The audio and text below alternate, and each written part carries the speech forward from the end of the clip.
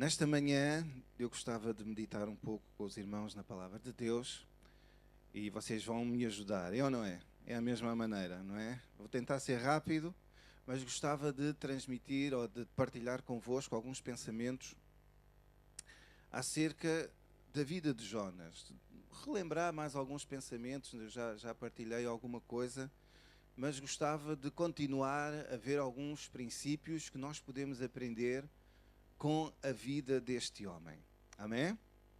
Todos nós conhecemos muito bem a história de Jonas, mas hoje, nesta manhã, eu gostava que nós olhássemos para a forma como ele lidou com a missão que lhe tinha sido incumbida. E a forma como nós podemos aplicar às nossas vidas a maneira como ele lidou com a sua missão e qual vai ser a forma como cada um de nós pode lidar com a missão que Deus nos tem proposto. Cada um de nós tem um plano, cada um de nós tem uma missão. Todos nós somos embaixadores de Cristo. Somos ou não somos? Amém? E como embaixadores de Cristo, nós somos chamados para representar Cristo na terra. Amém? E como embaixadores de Cristo, nós temos uma missão, que é levar Cristo aos outros. Amém? E levar Cristo aos outros, implantarmos o reino de Deus neste lugar. Não pertencemos aqui na terra, estamos aqui, não estamos, bata lá assim na pessoa que está ao pé de si. Estás aí, não estás? Amém? Mas nós somos cidadãos do céu. Amém? Pertencemos a um reino celestial. E como cidadãos do céu, nós temos uma missão de trazer o reino de Deus à terra. Amém? E trazer o reino de Deus ao lugar onde nós estamos. Amém? Mas muitas vezes nós temos algumas dificuldades em lidar com esta missão. Em perceber, em nos disponibilizarmos, em nos prontificarmos para cumprirmos esta missão. E é um pouco acerca disso que vamos meditar nesta manhã. Eu vou ler o capítulo 13 e alguns versículos do capítulo 4. E ao lermos todos estes versículos, vamos nos relembrar um pouco da história do profeta Jonas. Diz no versículo 1: Então o Senhor falou novamente a Jonas. Amém. Diga lá comigo, falou novamente.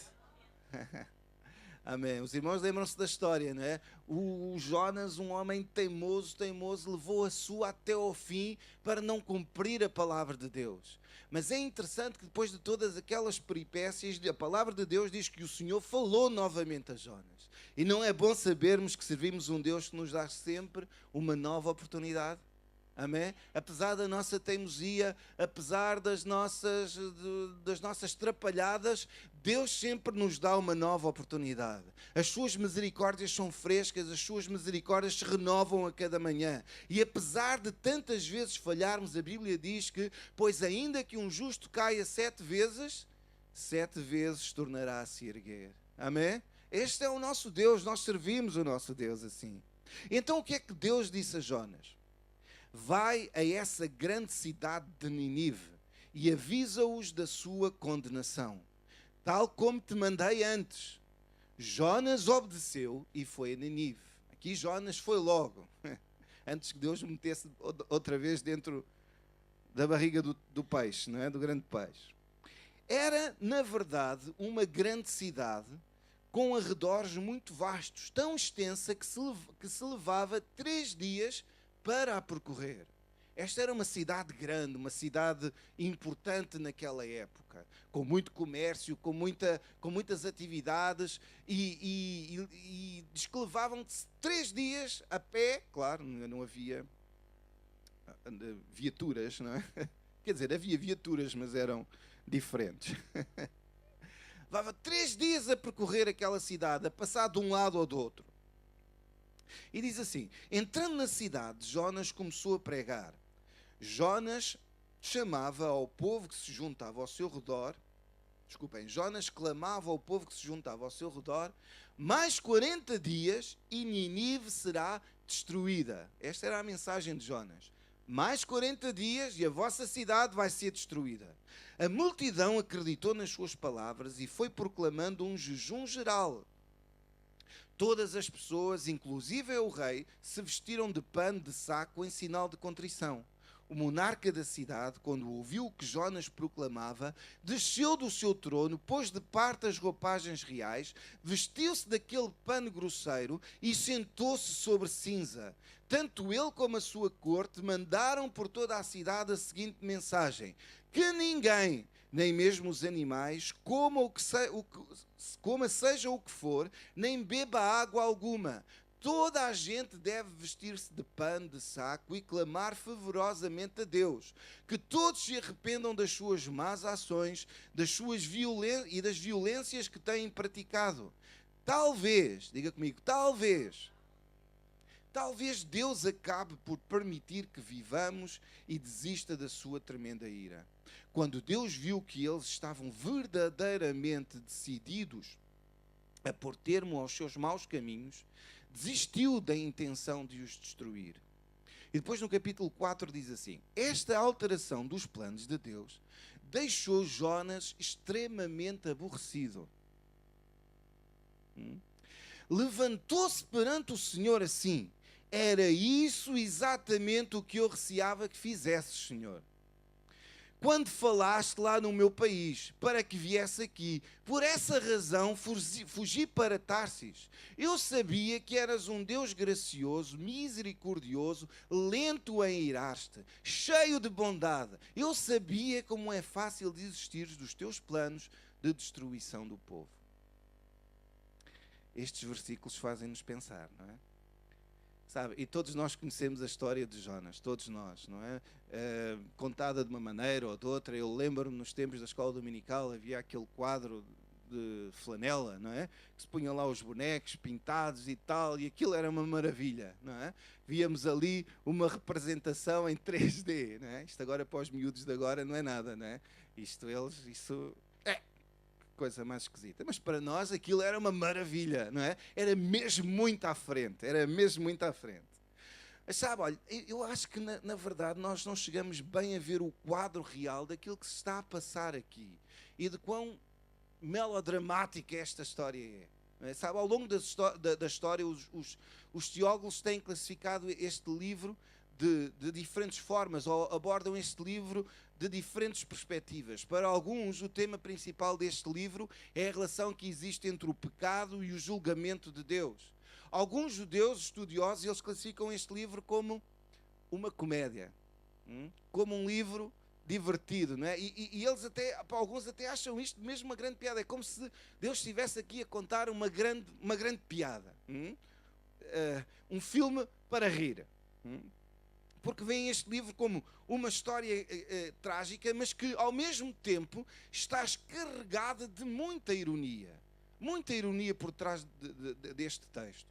Outros teólogos veem este livro como um exemplo do etnocentrismo daquele tempo. Está cheio de ódio, está cheio de discriminação, mesmo até de expressões e atitudes um pouco racistas. Nunca tinham pensado nisto, pois não? Eu também não.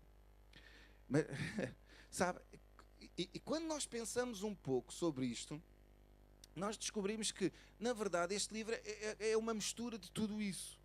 Nós conseguimos encontrar todas estas coisas que eu falei agora, todas estas abordagens, nós conseguimos encontrar neste livro. É uma mistura de tudo isto. Mas eu também acredito que este livro ainda vai, a mensagem que está neste livro vai um pouco mais para além de todas estas características. Esta é uma história fascinante porque parte de uma situação que supostamente teria um fim previsível. Não é? Pensamos que, ok, olha, isto vai ter um fim previsível. É como naqueles filmes que nós vamos ver o filme e nós já sabemos que o filme tem que acabar bem. É ou não é? Quem é que gosta de ir ver um filme e o filme não acaba bem? Puxa, gastei o meu dinheiro para ver isto.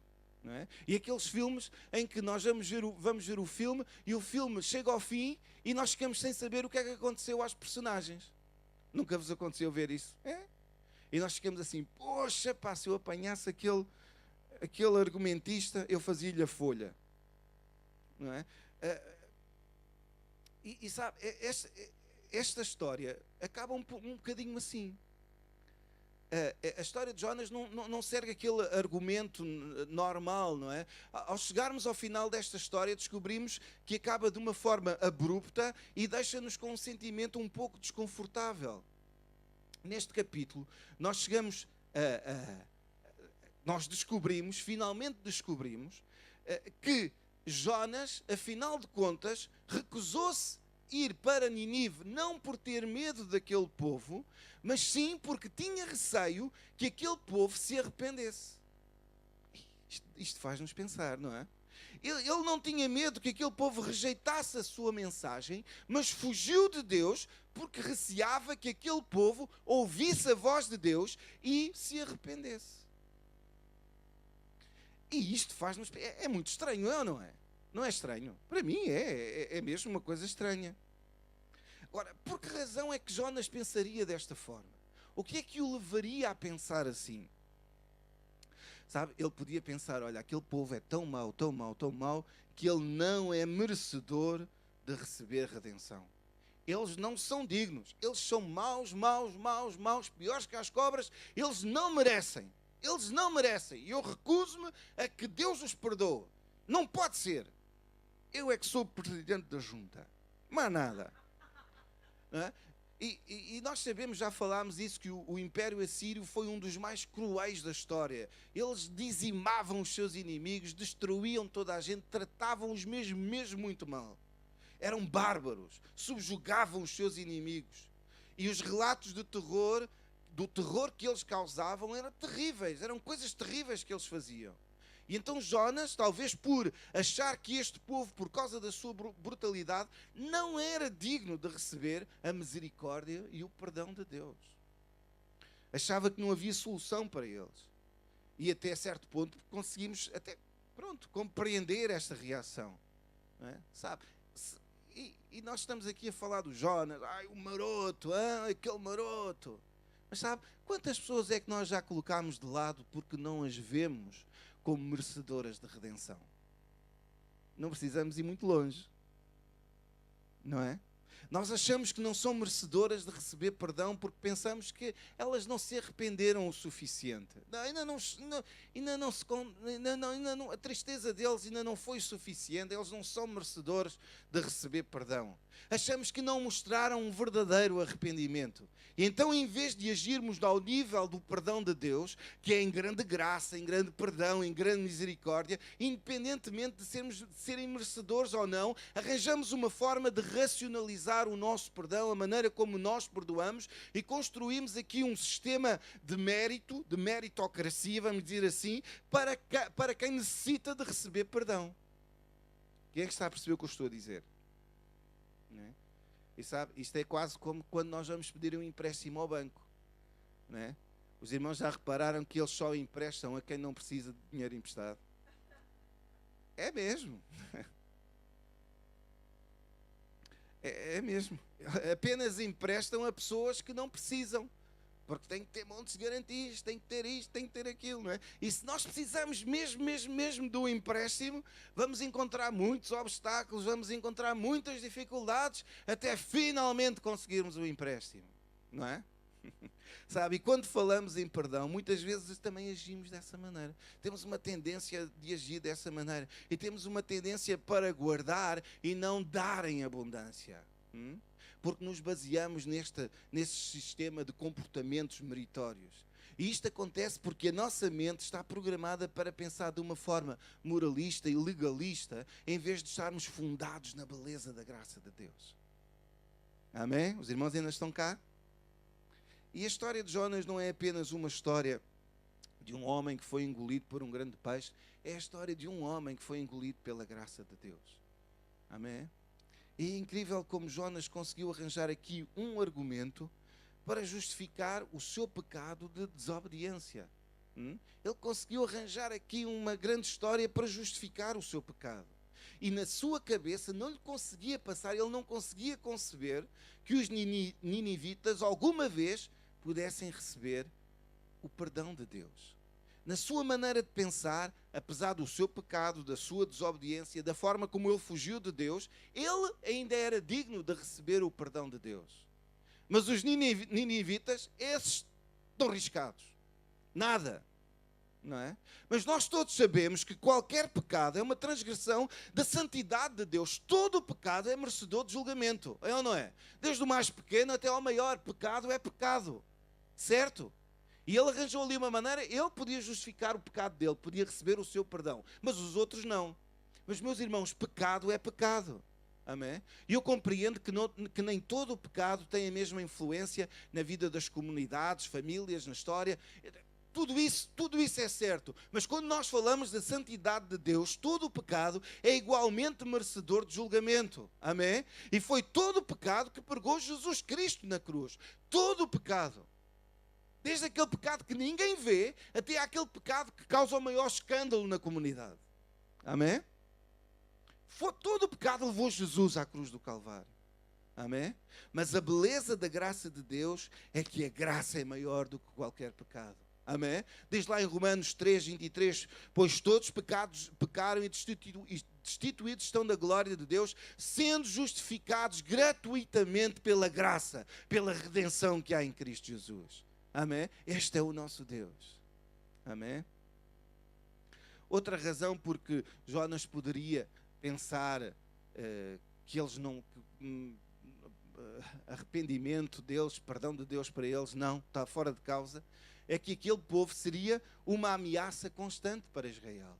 Para Jonas, este povo não era apenas indigno de receber o perdão, mas sabia que, se Deus os perdoasse, eles continuariam a crescer militarmente, economicamente, a sua influência sobre aquela região continuaria a crescer e os assírios seriam uma ameaça constante para a nação de Israel. E sabe, o seu patriotismo ficou acima da sua compaixão.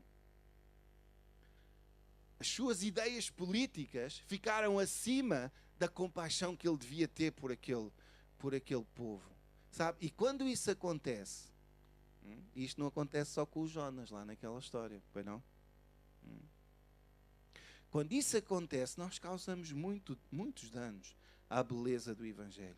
Nós temos que sempre que nos lembrar que, em primeiro lugar, nós somos cidadãos do céu. E só depois cidadãos desta nação. Amém? Não importa as nossas convicções políticas, mas em primeiro lugar está o reino de Deus. E todas as ideologias políticas precisam arrepender-se e voltar para o grande plano de Deus para a humanidade. Amém? Sabe, se calhar Jonas também estava um bocadinho preocupado com a sua imagem. Se Deus perdoasse os assírios, se Deus poupasse os assírios, Jonas, se calhar na sua terra, iria ser visto como um falso profeta. Não é? E isto seria terrível para a sua imagem. Eu não sei ao certo qual destas possibilidades seria a mais correta, que são algumas suposições. Porque é que Jonas reagiu daquela forma? Se calhar talvez um pouco de todas, não é? Mas sabe, muitas vezes é assim que as coisas funcionam. Poucos de nós temos razões bem explícitas que explicam a razão porque nós não nos envolvemos totalmente no cumprimento da nossa missão, não é? Nós não temos o porquê de não estarmos totalmente envolvidos, comprometidos com a missão que Deus nos propôs. E às vezes há uma mistura de vários sentimentos, de várias razões, não é? Por vezes podemos nos desculpar com o facto de não nos sentirmos capazes, não nos sentimos capacitados, não nos sentimos preparados para levar o Evangelho, para transmitir o Evangelho, porque se calhar estamos ainda a lidar com as nossas próprias inseguranças, não é? Se calhar o nosso coração ainda não está bem firmado na justiça de Deus e é difícil chamar os outros para a justiça de Deus ou para a graça de Deus. E ao lidarmos com insegurança, com a dúvida em relação ao amor de Deus, em relação ao perdão de Deus, há uma dificuldade. Muitas vezes temos dificuldade em transportar aquilo que nós queremos para aquilo que nós fazemos, para o nosso dia a dia. Ainda há alguma dificuldade nisso. E essa dificuldade impede-nos de cumprirmos a nossa missão, de estabelecermos o propósito que Deus tem para a nossa vida. E toda esta insegurança faz crescer em nós este sentimento que nos incapacita de levar o Evangelho àqueles que nos rodeiam. Talvez outras pessoas não abraçam a missão de Deus porque simplesmente estão demasiado ocupados com a sua própria missão. Não é? Estão demasiado ocupados com os seus próprios planos, com as suas próprias ambições. Outros talvez não abraçam a missão de Deus porque simplesmente não conseguem vencer a apatia. Não é? Desde que não os envolva a eles, não se preocupam com a salvação dos outros. Não é? Desde que, pronto, ok, eu estou bem, pronto, estou aqui sossegadito, ok, eu já tratei da minha vida, está tudo direitinho, pronto. Então, vou ficar aqui sossegadito no meu canto, que é para não me chatear com ninguém se chatear comigo. E isto, pronto, vamos viver aqui a vida aqui tranquila.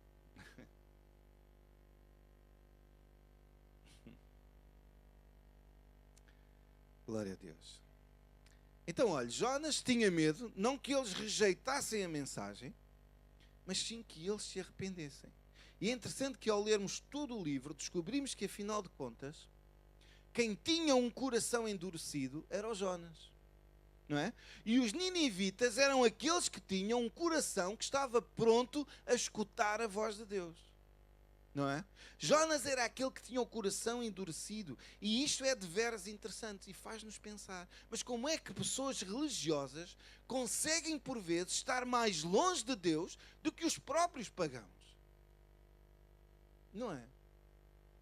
É incrível como a forma como muitas vezes pessoas religiosas conseguem estar tão longe de Deus.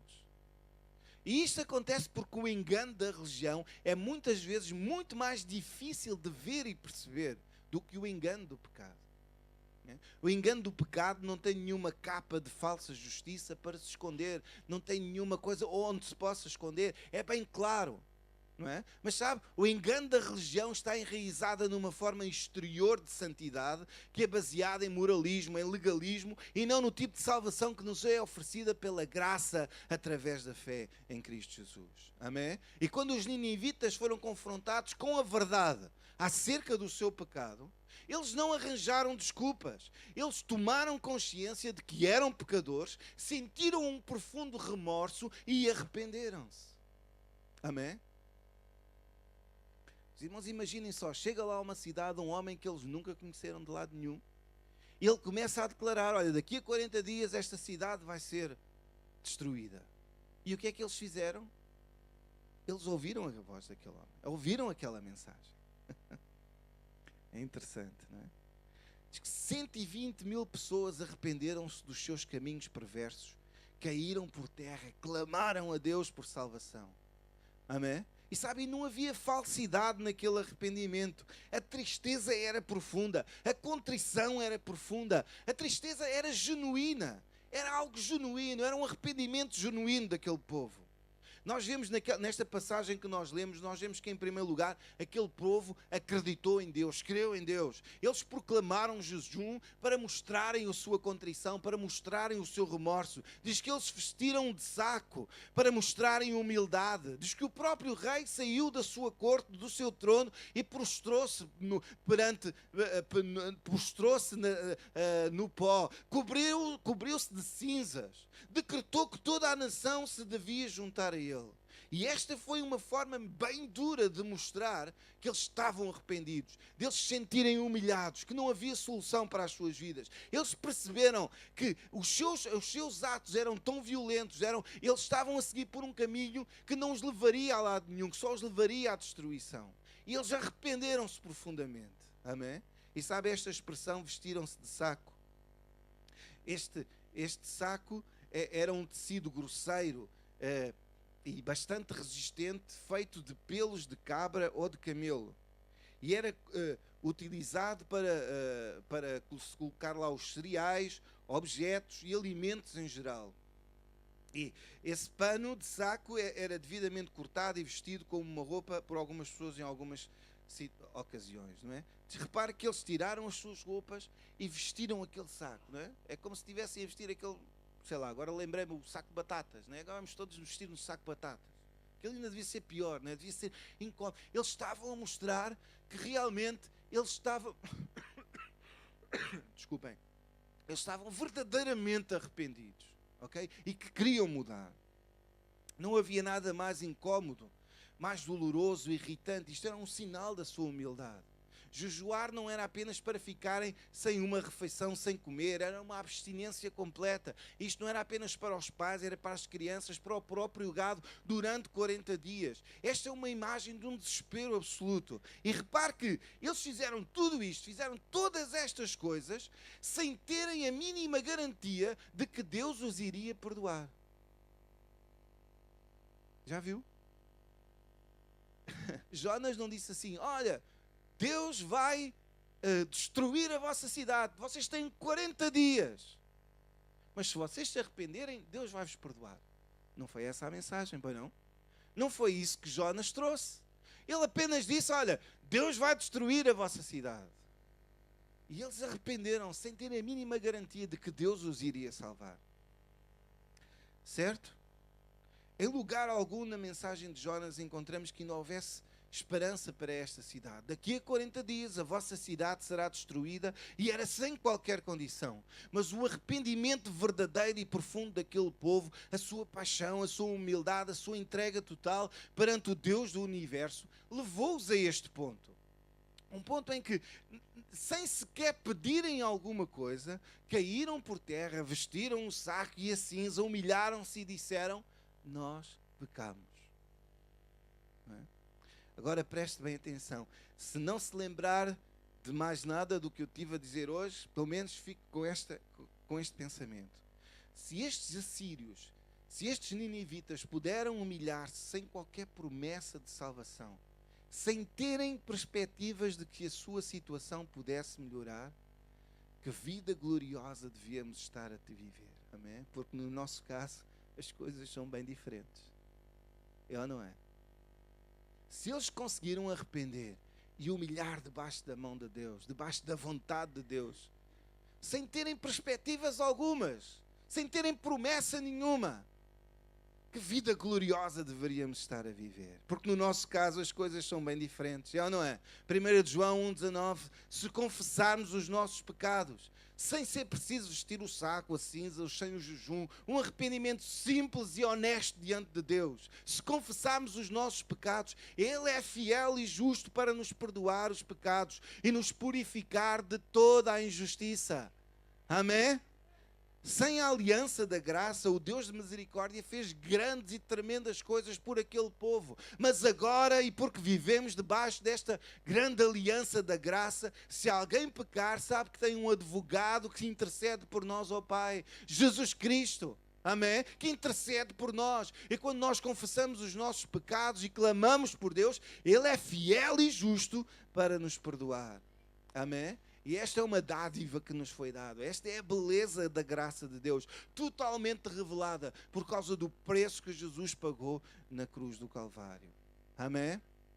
E perante a atitude daquele povo, a palavra de Deus diz que Deus mudou os seus planos. Mudou os seus planos.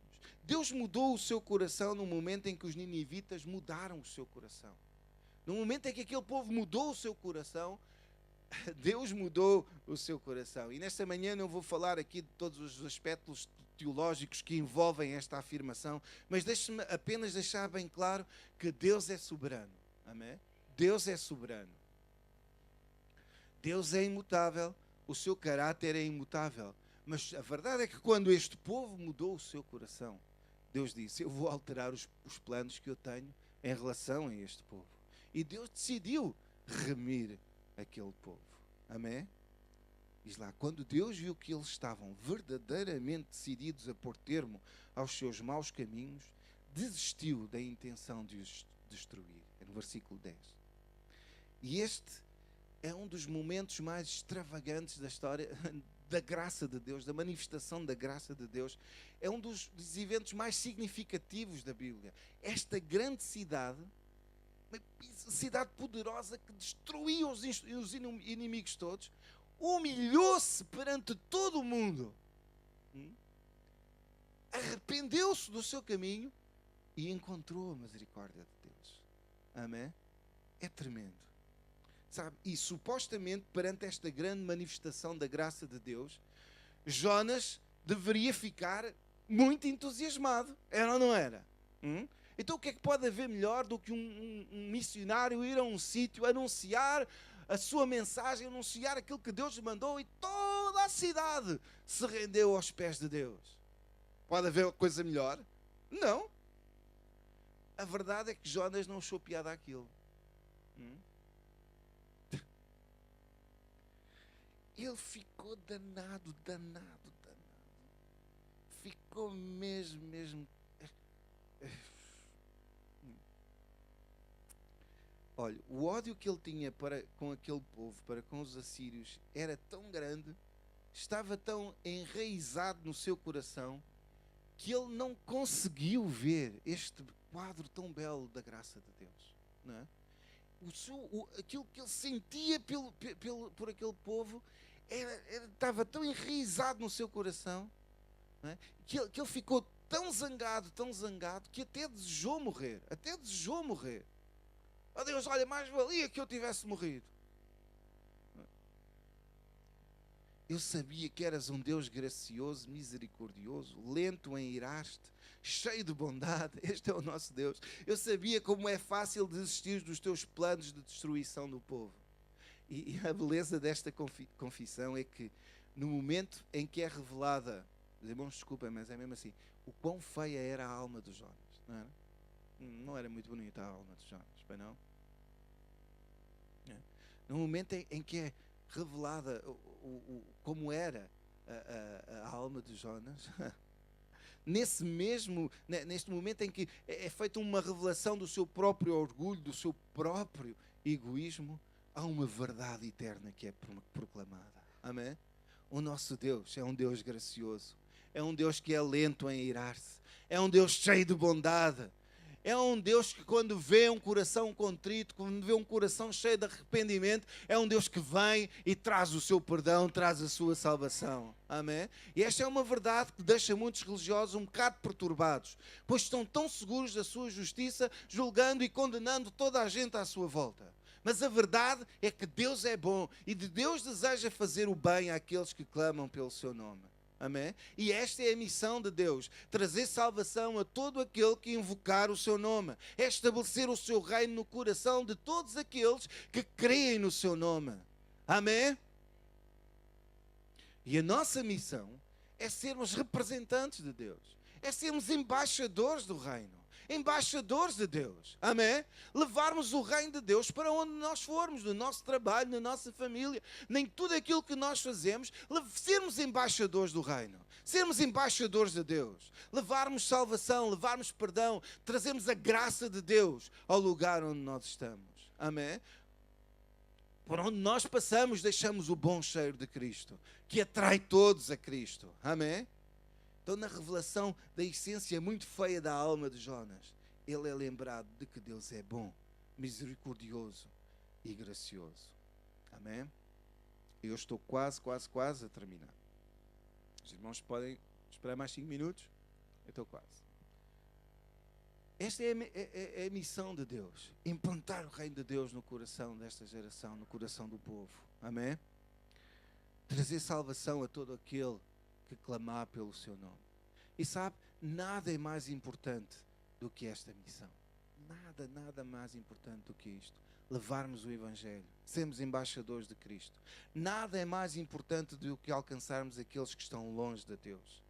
E se nós queremos viver dentro do ritmo da graça de Deus, se queremos viver dentro da pulsação do coração do nosso Deus, no ritmo de Deus, esta deve se tornar a nossa obsessão, alcançar pessoas para Jesus. Esta deve ser a nossa prioridade. Amém? Nada é mais importante. Se nós acreditamos que há o céu, que há o inferno, e nós acreditamos, se acreditamos que a salvação vem pela graça através da fé, e nós acreditamos, se nós acreditamos que o Evangelho dá vida àquele que está morto, e nós acreditamos, então nada é mais importante do que alcançar pessoas que estão longe de Deus. Nada é mais importante. Amém?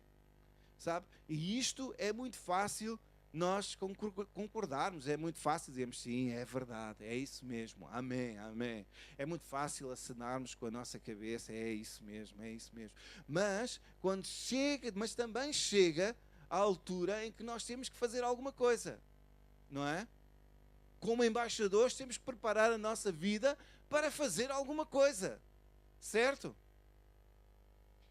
E uma coisa é admitir esta urgência, outra é prepararmos a nossa vida, planificarmos a nossa vida, organizarmos as nossas vidas para que isto se torne uma realidade. E quando o fazemos, mostramos que nada é mais importante do que a missão de Deus.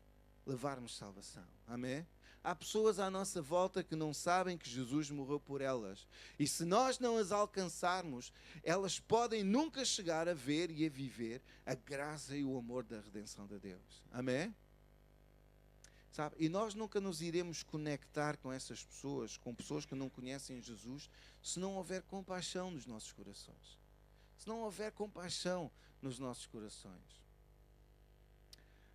Este é um passo importante que nós necessitamos dar. De certa maneira, esta geração tem escutado a nossa fé, mas tem visto muito pouco do nosso coração. Ok? Eu não estou, pronto, estou a falar para todos, a começar em mim, não é?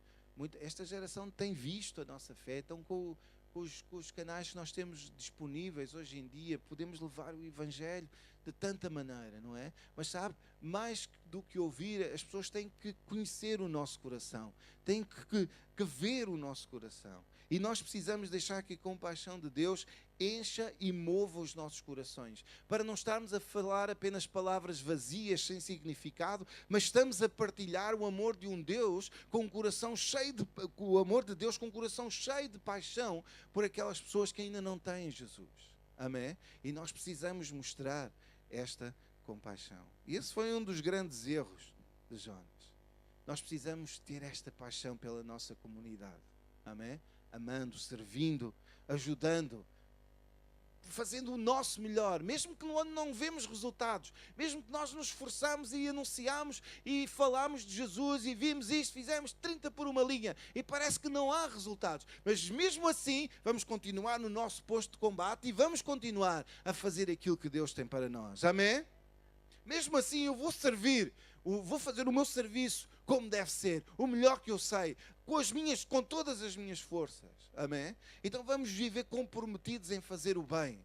Amém? E não ajudar apenas aqueles que se convertem, mas ajudar aqueles que estão à nossa volta e precisam de ajuda. Fazendo o mesmo que Jesus fez, que entregou a sua vida quando não havia ninguém convertido. Ele deu a sua vida pelo pecado de toda a humanidade. Mas para chegar à colheita, ele teve que passar pela cruz. Amém? E nós vamos ser embaixadores de Cristo. Amém?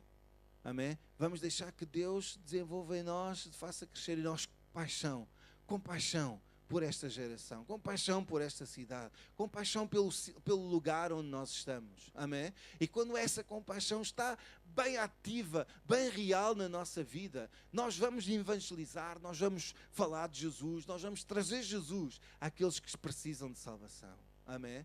Esse é o nosso trabalho como embaixadores de Cristo. Essa é a nossa missão como embaixadores de Cristo.